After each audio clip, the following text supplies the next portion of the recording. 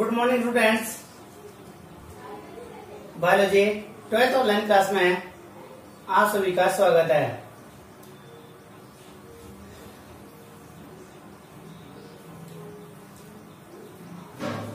Lecture number 5 पादप जल संबंध का आज पार्ट 6 मतलब पीरियड नंबर 6 पढ़ेंगे। इस जो लेसन है चल रहा है, इस लेसन की जो कल की लास्ट क्लास थी, उस लास्ट की क्लास में अपन पढ़े थे विभिन्न प्रकार के दाब। ये टॉपिक चल रहा था और कल की क्लास में ये चीज मैंने लिख रखी थी, जिनमें से नंबर 1 स्फीति दाब, नंबर 2 भित्ति दाब और नंबर 3 परासरण दाब। ये 3 दाब कंप्लीट हो गए थे और चौथा जो दाब था विसरण दाब न्यूनता। इस चौथे दाब को पॉइंट डाल के आज की क्लास के लिए छोड़ दिया गया था कि जो आज की ऑनलाइन क्लास है कि आज की ऑनलाइन क्लास में विसरण दाब न्यूनता का अध्ययन करेंगे। इससे पहले 3 दाब पढ़ लेते हैं तो चौथा दाब भी देख लेते हैं कि विसरण दाब न्यूनता क्या होती है। विसरण दाब न्यूनता का मतलब क्या होता है, देखो अपने पास एक तो होता है शुद्ध जल, क्या होता है शुद्ध जल, और एक क्या होता है विलयन। एक क्या हो गया विलयन। विलयन क्या होता है, जब शुद्ध जल में अपन कोई विलेय अणु मिला देते हैं, जब शुद्ध जल में कोई विलेय अणु मिला देते हैं तो धीरे धीरे किसका निर्माण होता है, विलयन बन जाता है। तो अपन ये कहते हैं कि डीपीडी क्या है, अपना टारगेट क्या है, डीपीडी क्या है। ध्यान से सुनिए,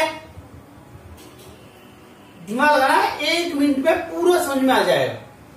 ध्यान रखने जाते हो मैं क्या कह रहा हूं, ये जो शुद्ध जल है ना, जब इस शुद्ध जल में मैं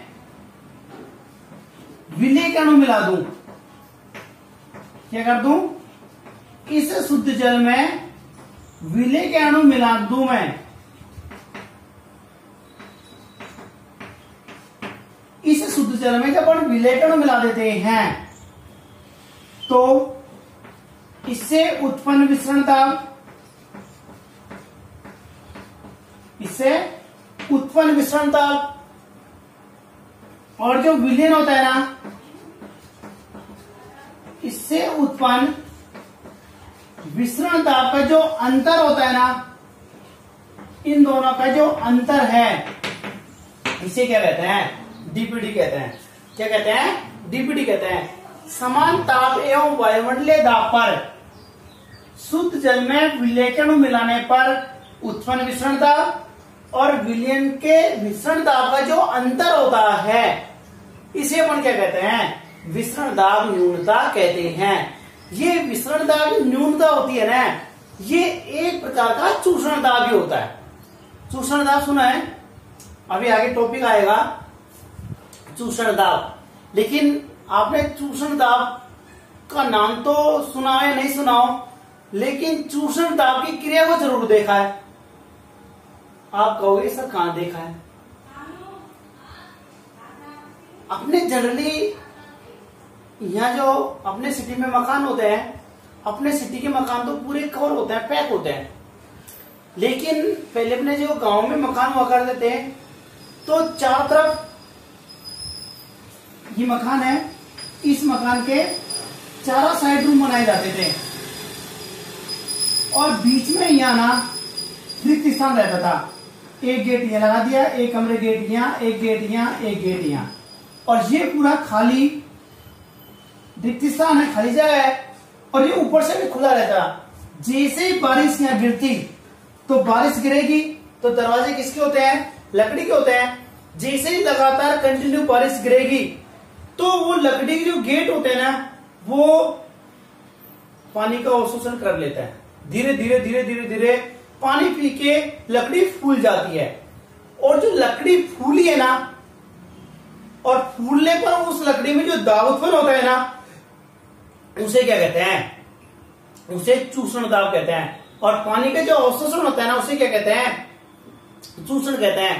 तो डीपीडी में क्या होती है, जो इस विलयन होता है ना, इस विलयन में इस शुद्ध जल में से जो पानी का अवशोषण किया जाता है, पानी खींचा जाता है ना, वही क्या कहलाती है, डीपीडी कहलाती है। कुल मिला के कहें कि जो प्राशन क्रिया संपन्न होती है ना, वो किसके कारण होती है, वो डीपीडी के कारण ही होती है। ये जो चूषण दाब का जो टॉपिक पढ़ेंगे, वहां को मैं एग्जाम्पल भी बताऊंगा कि चूषण दाब कितना प्रबल होता है और इस प्रबल दाब कारण कितनी बड़ी चट्टान भी दूर रह सकती है। इसलिए क्या होता है, ये डीपीडी होता है ना, ये डीपीडी ही प्राशन क्रिया का नियमन करता है। तो डीपीडी मतलब क्या हुआ, जब अपने पास दो विलयन होते हैं, एक शुद्ध जल होता है और एक अपन ने विलयन लिया। इस शुद्ध जल में जब अपन विलयन डाल देते हैं तो इससे मुक्त ऊर्जा या फिर इससे उत्पन्न विसरण दाब और विलयन में जो विसरण दाब उत्पन्न होता है, इन दोनों का जो अंतर होता है, इस अंतर को ही क्या कहते हैं, विसरण दाब न्यूनता कहते हैं। क्या कहते हैं इसे, विसरण दाब न्यूनता कहते हैं। तो फर्स्ट पॉइंट डालेगा नंबर 4, विसरण दाब न्यूनता, और इसकी परिभाषा लिखता है।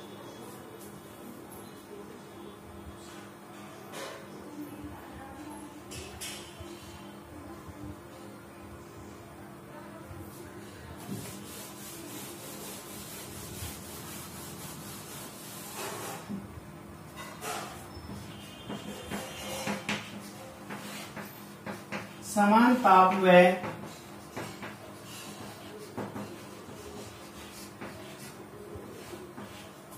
ताप व वायुमंडलीय दाब, समान ताप व वायुमंडलीय दाब पर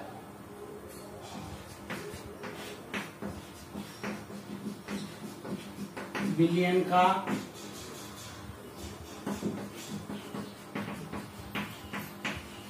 का विसरण दाब व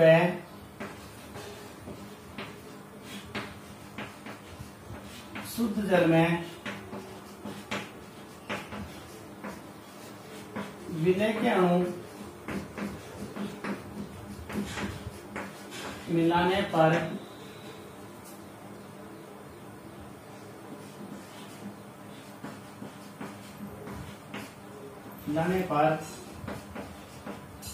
विसरण दाब उत्पन्न विसरण दाब के अंतर को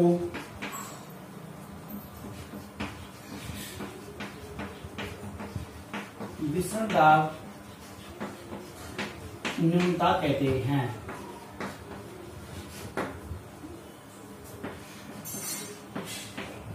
डीपीडी बराबर शुद्ध जल के अणुओं का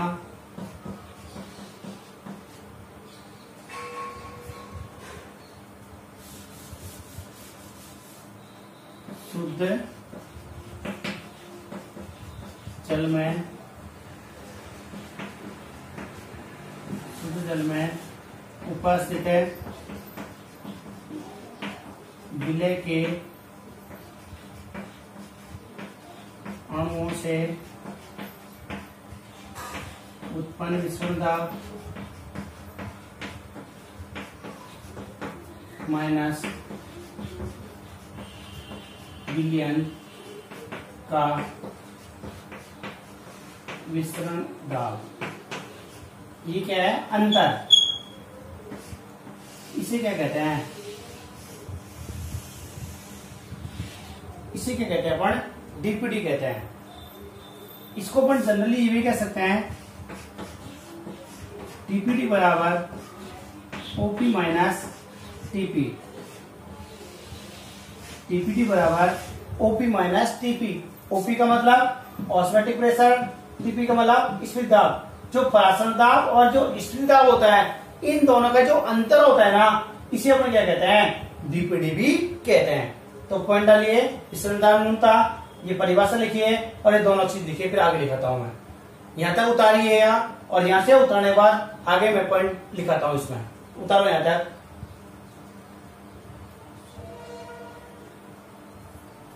कंप्लीट हुआ।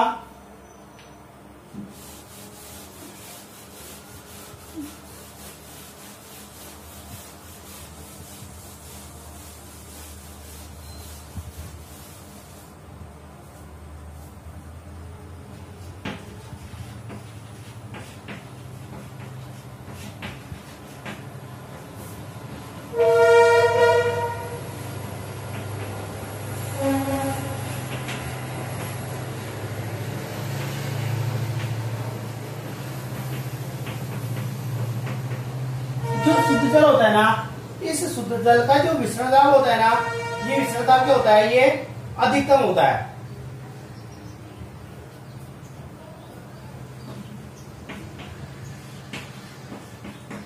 डीपीडी को चूषण दाब भी कहते हैं। क्या कहते हैं? इसे चूषण दाब भी कहते हैं। डीपीडी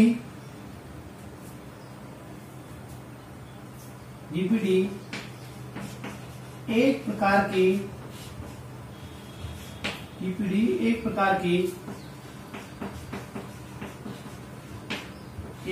की कोशिका में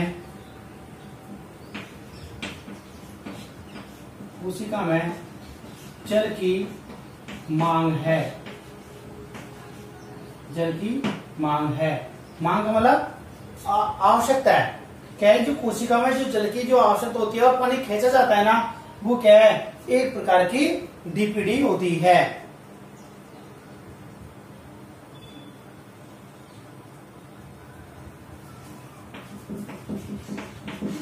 पूर्ण स्लथ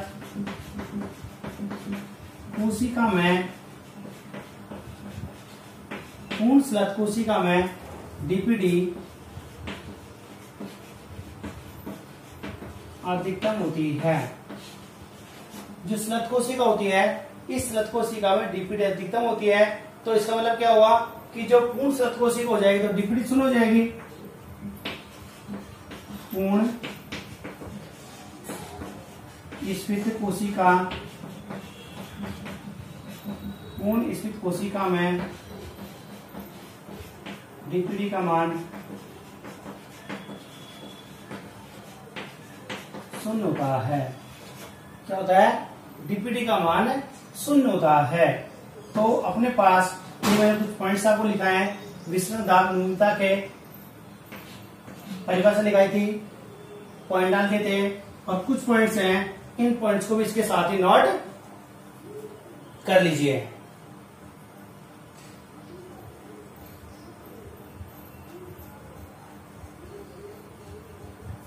हो गए कंप्लीट? ये चारों प्रकार के दाब आपके कंप्लीट हो गए। अब ये चारों प्रकार के जो दाब उत्पन्न हुए ना, इन चारों प्रकार के दाबों में क्या रिलेशन है, क्या संबंध है, मैं आपको बता देता हूं।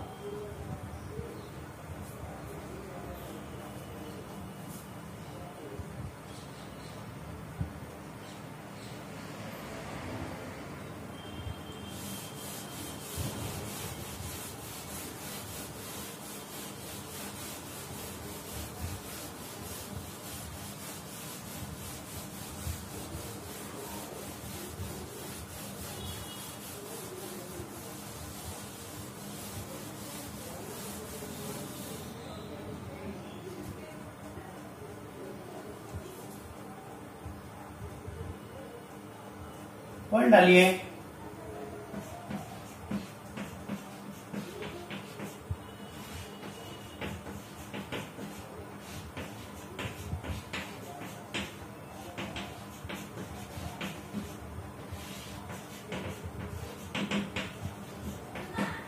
विभिन्न दाबों में पारस्परिक संबंध जो 1, 2, 3 और 4, ये जो दाब पड़े ना, ये एक दूसरे से किस प्रकार से रिलेशन दर्शाता है, किस प्रकार से संबंध दर्शाता है। इनमें क्या होता है कि स्फीत दाब बढ़ेगा तो विद्युत दाब बढ़ेगा नहीं बढ़ेगा, ऑस्मोटिक प्रेशर कब बढ़ेगा, डीपीडी कब बढ़ेगा, कम होएगा, ये आपस में किस प्रकार से अंतर संबंध दर्शाते हैं। तो अपने देखते हैं कि किस प्रकार से एक दूसरे के दाब उत्पन्न होते हैं और एक दूसरे को किस प्रकार से प्रभावित करते हैं। पॉइंट डालिए, विभिन्न दाबों में पारस्परिक संबंध। पॉइंट डालिए।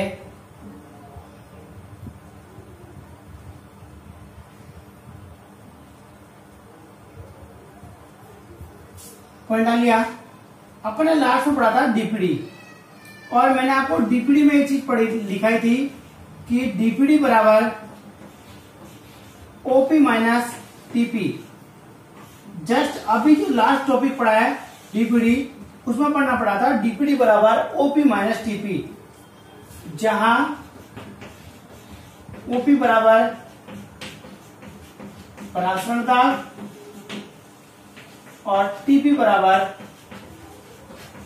स्फीति दाब है।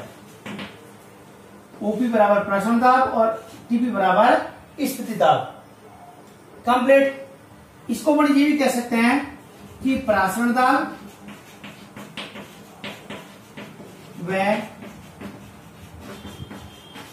स्फीति दाब के अंतर को टीपीडी कहते हैं। कह सकते हैं इसको, क्योंकि ओपी और टीपी इन दोनों का जो अंतर होता है ये क्या होता है, डीपीडी होता है। ओपी का मतलब परासरण दाब, टीपी का मतलब स्फीति दाब। परासरण दाब और स्फीति दाब का जो अंतर होता है इसे अपन क्या कहते हैं, डीपीडी कहते हैं। यहां तक कोई प्रॉब्लम नहीं है, क्योंकि अपने लास्ट में भी पढ़ा भी है कि डीपीडी बराबर ओपी माइनस टीपी, और डीपीडी बराबर जो ओपी माइनस टीपी होता है, परासरण दाब और स्फीति दाब होता है, इन दोनों का अंतर होएगा तो ही डीपीडी उत्पन्न होएगा। यदि इन दोनों के मान में अंतर नहीं होएगा तो किसी भी कोशिका में डीपीडी का मान उत्पन्न नहीं होगा, डीपीडी नहीं होगी। ये ध्यान रखना, हमेशा जलकाणु निम्न डीपीडी से उच्च डीपीडी की ओर जाता है, इस चीज का विशेष ध्यान रखना। अब मैं आपको क्वेश्चन भी कराऊंगा, एक क्वेश्चन कराऊंगा, तो आप तो ये ध्यान रखिएगा कि हमेशा निम्न डीपीडी से उच्च डीपीडी की ओर जल के अणु का प्रवेश होता है। देखो यहाँ कंप्लीट हुआ, यहाँ तक क्या लिखा है अपन ने, डीपीडी बराबर ओपी माइनस टीपी। अब अपने पास कंडीशन फर्स्ट आती है, कंडीशन फर्स्ट आती है। देखो पॉइंट डालो और इस चीज को यहां तक उतारो, उतार लिया यहां तक।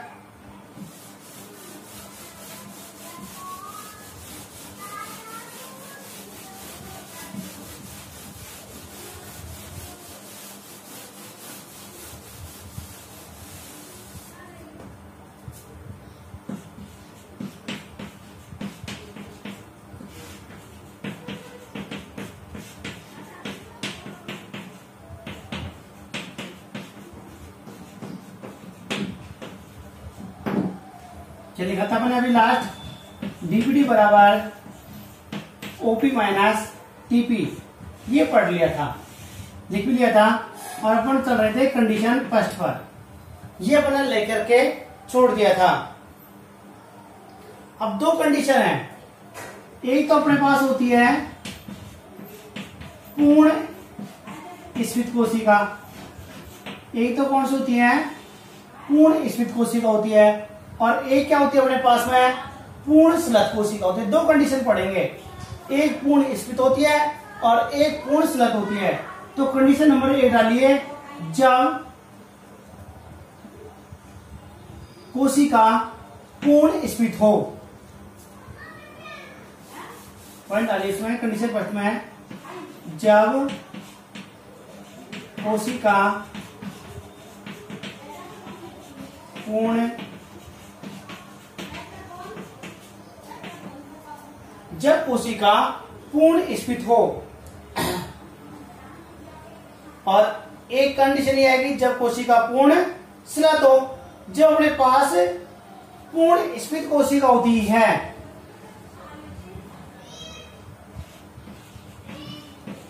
टीपीडी बराबर ओपी माइनस टीपी, डीपीडी बराबर ओपी माइनस टीपी, और अपन ये कहते हैं कि अपने पास जो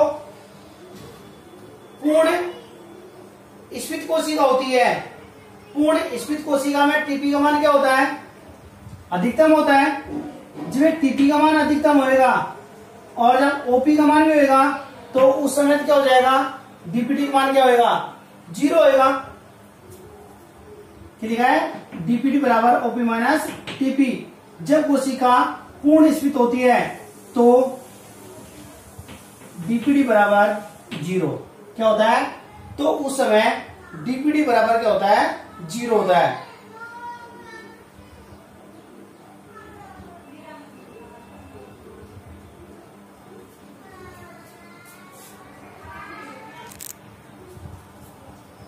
क्या कहते हैं अपन, जब कोशिका अपने पूर्ण स्थित होती है तो डीपीडी बराबर ओपी माइनस टीपी होता है। तो इस समय डीपीडी का मान क्या होता है, 0 होता है। तो इस समय 0 बराबर ओपी माइनस टीपी, तो ओपी बराबर टीपी क्या होगा, प्रासरण दाब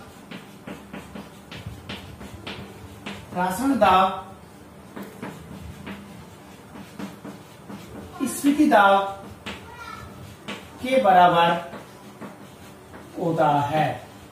आप तो ये ध्यान रखना, जब कोशिका पूर्ण स्फीत होती है तो उस समय डीपीटी 0 हो जाता है और प्रासरण दाब होता है ना, वो स्फीति दाब के बराबर होता है, जिसके कारण पानी के एंट्री, पानी के जल के अणुओं का प्रवेश नहीं हो पाता है। कंडीशन सेकंड देखिए, यहां तक कंप्लीट उतार लिया, इसको कंप्लीट उतारो यहां तक और कंडीशन डालो सेकंड।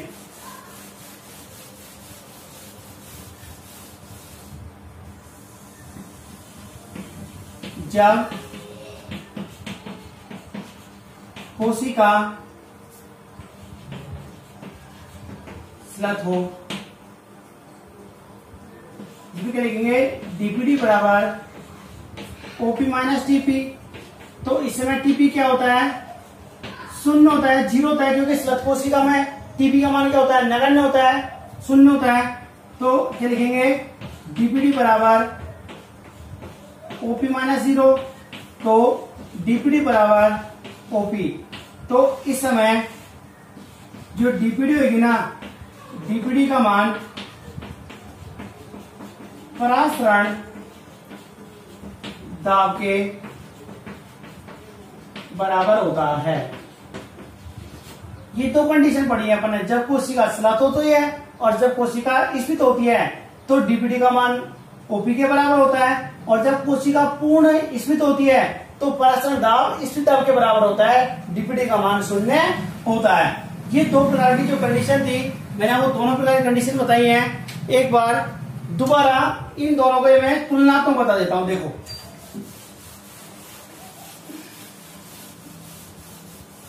इधर देख ले बार दोबारा, देखो ये तो अपने पास कंडीशन फर्स्ट है और ये अपने पास इस वाली कंडीशन में जो सेल है ना, कोशिका है, वो किस अवस्था में है, ये स्लथ अवस्था में है। मान लो कंडीशन कोशिका लिख लो, और इसमें जो कोशिका होती है ना, ये कोशिका किस अवस्था में है, ये कोशिका स्फीत अवस्था में। किसमें है, ये कोशिका स्लथ है और वो कोशिका कौन सी है, स्फीत है। देखो बराबर है, इसमें लिखेंगे डीपीडी बराबर ओपी माइनस टीपी। इससे भी क्या लिखेगा अपन है, डीपीडी बराबर ओपी माइनस टीपी। लिख दे दोनों बराबर, यहां भी डीपीडी बराबर ओपी माइनस टीपी और डीपीडी बराबर ओपी माइनस टीपी। ये तो अपन पहले पढ़ ही चुके हैं कि अपने पास जो स्लथ कोशिका होती है, पिचकुई कोशिका होती है, और पिचकुई कोशिका में दाब लगेगा अंदर से, नहीं लगेगा ना। कॉमन सेंस है, जब अपन को गुब्बारे को फुलाएंगे नहीं तो वो गुब्बारे में की जब हवा ही नहीं होगी तो हवा अंदर से दाब डालेगी क्या, नहीं डालेगी ना। जब कोशिका में अंदर से जब पानी का प्रवेश ही नहीं होगा तो वो अंदर से प्रेशर डालेगी क्या, नहीं डालेगी ना। कोशिका ऐसी रहेगी, सिकुड़ी रहेगी। तो टीपी का मान क्या रहेगा, यह टीपी का मान क्या रहेगा, 0 रहेगा, 0 रहेगा। तो क्या लिखेंगे अपन, डीपीडी बराबर ओपी माइनस 0। तो डीपीडी बराबर क्या आया, ओपी। क्या गया, डीपीडी बराबर ओपी आ गया। अब इधर देखो, यहाँ पे जब कोशिका स्फीत होती है तो डीपीडी बराबर 0 होता है। क्या होता है, डीपीडी बराबर 0 होता है। तो क्या लिखेंगे, 0 बराबर ओपी माइनस टीपी। क्या आ जाएगा, ओपी बराबर टीपी। इसमें तो परासरण दाब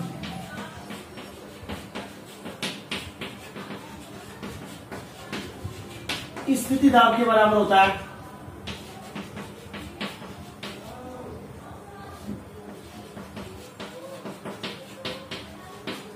और इसमें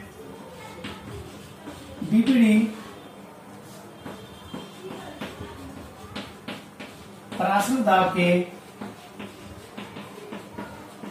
बराबर होती है। दो चीज है, स्लत कोशिका और स्फीत कोशिका, दोनों में अंतर ध्यान रखना है। जब स्लत होगी तो टीपी का मान शून्य होगा। आप तो ध्यान रखना कि जब पिछली होगी तो अंदर से दाब लगेगा नहीं लगेगा, और अंदर से जो दाब लगता है उसको अपन टीपी कहते हैं, तो टीपी का मान क्या होगा, शून्य।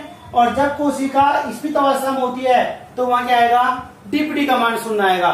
तो यहाँ जब कोशिका स्फीत होती है तो ओपी टीपी के बराबर होता है, और जब कोशिका स्लत होती है तो डीपीडी ओपी के बराबर होती है। राइट, लिखना चाहो तो लिख लीजिएगा, इसको पॉइंट डाल के साइड में लिख लीजिएगा कहीं भी लिखना चाहो तो।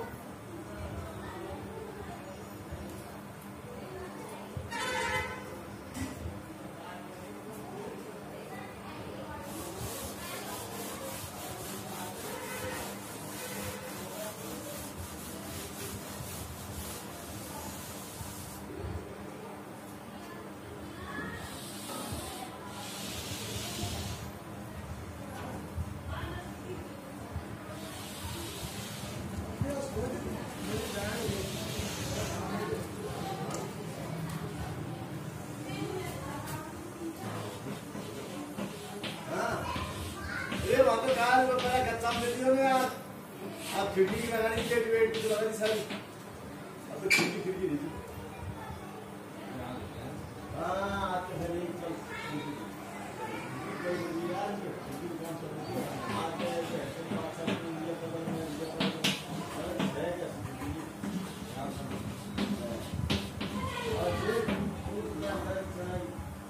क्या चाहिए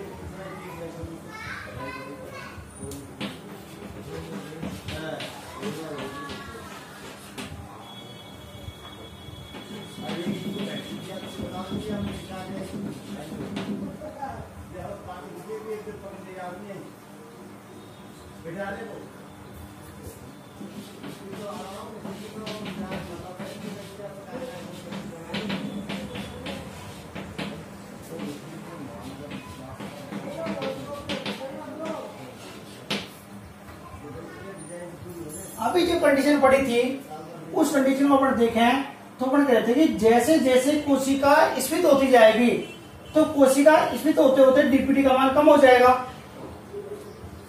और एक पूर्ण कंप्लीट जब स्फीत हो जाएगी तो डीपीटी का मान क्या जाएगा, शून्य। और अभी भी अपने जस्ट भी लिखा था पूर्ण स्फीत कोशिका में डीपीटी का मान शून्य होता है, बड़ा था।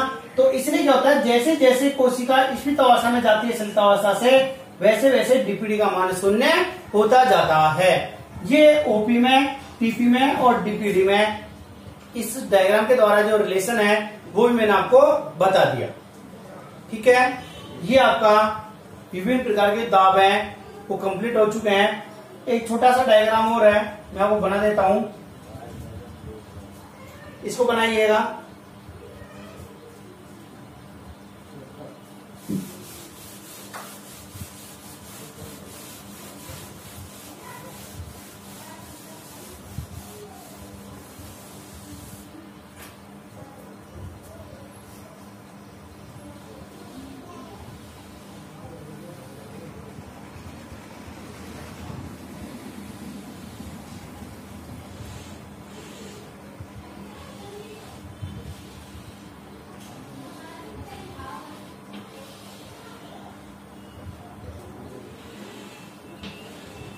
जैसे मान लो ये अपने पास कोई प्लांट सेल है, क्या है, ये अपने पास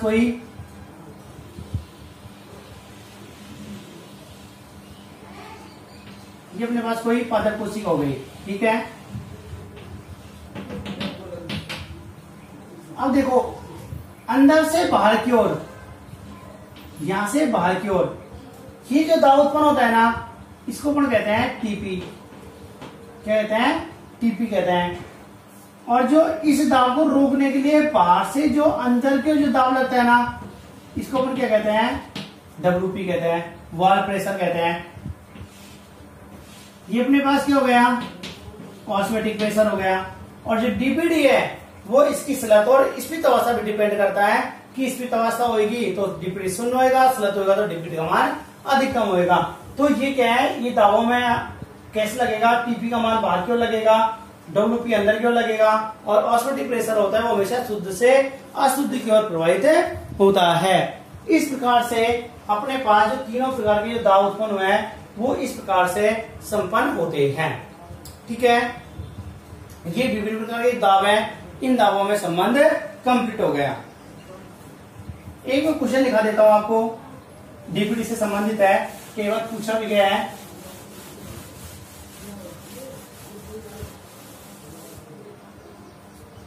क्वेश्चन लिखिएगा, यदि एक कोशिका में कोई ए सेल है, यदि एक कोशिका में ओपी बराबर 8 atm एटमॉस्फेयर व टीपी बराबर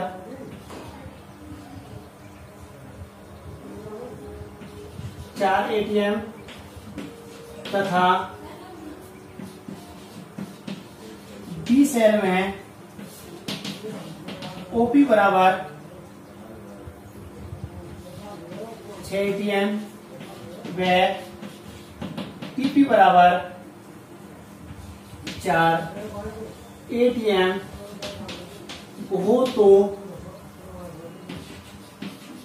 तो जल का प्रवाह किस कोशिका की ओर होगा। इंपॉर्टेंट क्वेश्चन है। जो क्वेश्चन बना के आते हैं कई बार क्यों कहते हैं कि सर पता नहीं क्वेश्चन कहां से आ गया, हमने तो पढ़ा ही नहीं है। सब चीज पढ़ी हुई है, सिर्फ दिमाग लगाने की आवश्यकता होती है। ऐसे क्वेश्चन बनाए जा सकते हैं और बोर्ड में भी आ सकते हैं, इसलिए ऐसे क्वेश्चनों के लिए आपको दिमाग लगाने की आवश्यकता होती है। क्वेश्चन क्या है, एक बार क्वेश्चन को पढ़िएगा और फिर दिमाग लगाओ। देखो क्वेश्चन के अपने पास दो कोशिका दे रखी है, एक तो कोशिका ए है और एक कोशिका बी है। एक कोशिका में कह रहा है कि ओपी का मान 8 है और टीपी का मान कितना है, 4 है। दूसरी कोशिका में भी ओपी का मान 6 दे रखा है और टीपी का मान 4 दे रखा है। तो ये कह रहा है कि पानी होएगा ना, वो ए से बी की ओर जाएगा या बी से ए की ओर जाएगा, किस ओर पानी का गमन होएगा, क्वेश्चन ये पूछना चाह रहा है। अब देखो आंसर इसका, एक क्वेश्चन में करा देता हूं। आंसर देखो इसका,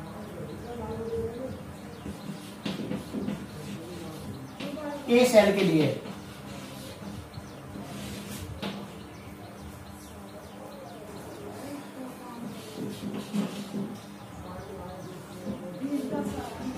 डीपीटी बराबर ओपी माइनस टीपी पढ़ा है, डीपीटी बराबर ओपी माइनस टीपी पढ़ा है ना अभी। अब देखो ओपी बराबर कितना दे रखा है, पहली कोशिका में 8 atm, टीपी कितना दे रखा है अपन को 4 atm, मान रख दो दोनों का।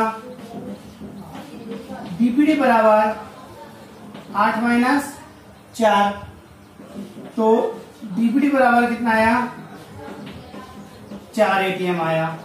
ए सेल के लिए डीपीटी बराबर कितना है, 4 atm आया।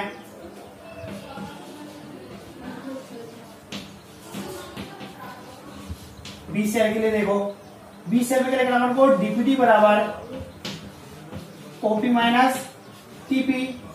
ओपी का मान कितना दे रखा है अपन को 6 atm, टीपी का मान कितना दे रखा है 4 atm, मान रख दो। डीपीटी बराबर 6 माइनस 4, तो डीपीटी बराबर 2 atm।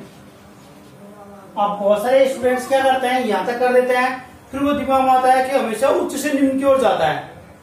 दिमाग में एक ही बात फिट बैठी होती है इसमें कि हमेशा उच्च से निम्न की ओर जाता है, क्योंकि इस पार्ट में ये लिखते आता है कि उच्च से निम्न की ओर जाता है, उच्च से निम्न की ओर जाता है। अब यहाँ क्या करते हैं, मैक्सिमम बच्चे क्या कर देते हैं, ए से बी की ओर। पूरा क्वेश्चन सही करने के बाद क्या लिख देते हैं कि ए से बी की ओर जाएगा, जबकि ये क्या है, गलत है। मैंने आपसे अभी कुछ समय पहले भी आपसे कहा था कि हमेशा निम्न डीपीडी से उच्च डीपीडी की ओर जल का प्रवाह होता है। तो निम्न डीपीडी किसका है? बी सेल का। उच्च डीपीडी किसका है? ए सेल का है। तो इसमें जल का प्रवाह, जल के अणुओं का प्रवाह, जल के अणुओं का प्रवाह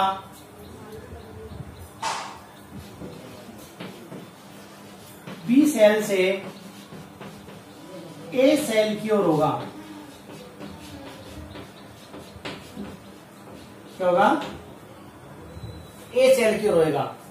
ये क्वेश्चन है और इसका आंसर है, नोट कीजिए।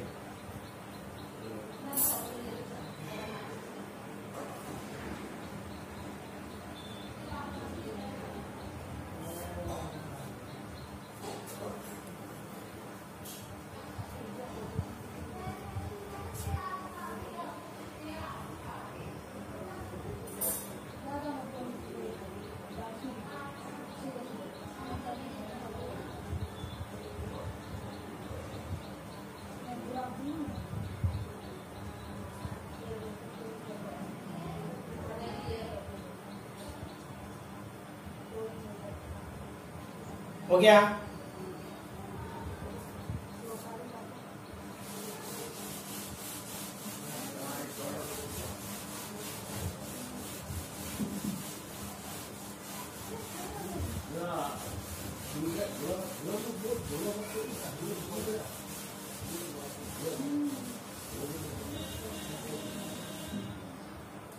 ये टॉपिक समाप्त होता है आज यहीं।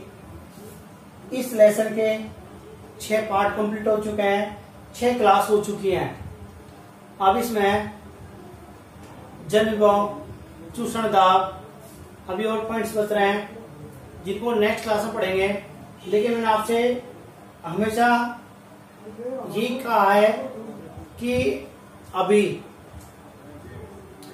अपने इंडिया में, राजस्थान में कोविड-19 का जो संक्रमण है वो भी काफी तेजी से बढ़ता जा रहा है। हाल ही में इनकी जो संख्या है वो चरम सीमा पर है और इसी को देखते हुए अपने राज्य सरकार और केंद्र सरकार के अनुसार जुलाई में स्टार्ट होने वाली जो कक्षाएं हैं उनको स्थगित करके अभी हाल फिलहाल 31 जुलाई तक बंद कर दिया गया है। हो सकता है अगस्त में स्कूल खुल भी जाए और हो सकता है नहीं भी खुले। यदि इस प्रकार से बढ़ता रहा तो अभी स्कूल खुलने की कोई भी संभावना नहीं है। और इस स्थिति को देखते हुए अपने पास एक ही ऑप्शन बचता है, ऑनलाइन क्लासेज। आपकी ऑनलाइन क्लासेज जून से ही कंटिन्यू है। रोजीना क्लिप आपके डाली जा रही हैं, आपको अच्छे से समझाया जा रहा है और आपकी प्रॉब्लम्स को सोल्व करने के लिए अपना ग्रुप भी बनाया गया है। उस ग्रुप में आपको कोई टॉपिक समझ में नहीं आ रहा हो या किसी प्रकार के आपको नोट्स बनाने में समस्या आ रही हो, इस चीज का अपने ग्रुप में पूछ सकते हैं। और यदि आपको ग्रुप में भी पूछने में समस्या आ रही है कि अब ग्रुप में पूछेंगे सब देखेंगे, तो अपने ग्रुप में नंबर भी दे रखे हैं, आप उस नंबर पर भी पूछ सकते हैं। आप मेरे से डायरेक्ट अपने पर्सनल नंबर है उसमें ग्रुप में जुड़े हुए हैं, आपको ये लगता है कि ग्रुप में पूछेंगे तो कैसा लगेगा, यदि किसी के मन में कोई भी डाउट हो तो आप अलग से भी किसी प्रकार की प्रॉब्लम्स को आप पूछ सकते हैं। लेकिन इस संक्रमण का जो प्रसार बढ़ रहा है, संक्रमण बढ़ रहा है, इसको देखते हुए भी हो सकता है क्लास और डिले हो जाए, ऑफलाइन क्लासेस।